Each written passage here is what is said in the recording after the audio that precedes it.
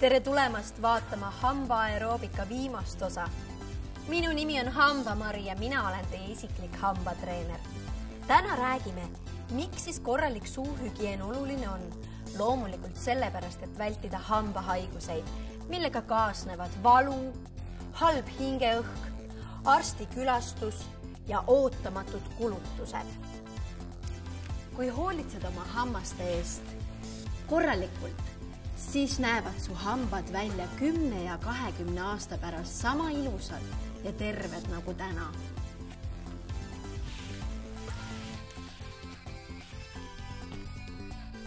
Selleks on vajalik harjata hambaid iga hommik ja õhtu vähemalt 2 minutit. Hambahari peab olema pehmete otstega ja soovitatav oleks seda vahetada üle 3 kuu. Hambaharja hoia käes pehmelt nagu sulepead. Nii ei kahjusta sa liiga tugevalt harjates oma igemeid. Paras kogus pastat on keskmise hernetera suurune.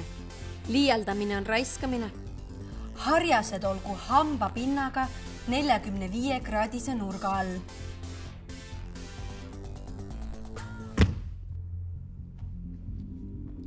Valgendavaid hambapastasid võib kasutada ainult 1 kord nädalas, sest need võivad kahjustada sinu hambapinda. Oluline on kasutada hambaniiti. Hambaniidiga eemaldad bakterid kohast, kuhu tavalise harjaga ei pääse, 2 hamba vahel ning igemeserva alt. Hambaniiti tuleks kasutada vähemalt 1 kord päevas. Võta kasutusele ka keelekaabits.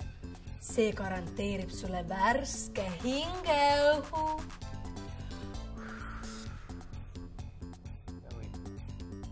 Peale igat snäkki või söögikorda kasuta ka ksülitoliga suhkruvaba närimiskummi.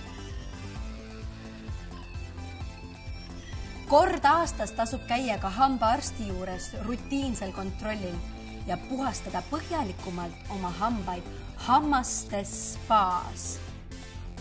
Kui avastad probleemi varakult, ei jõua see suureks kasvada.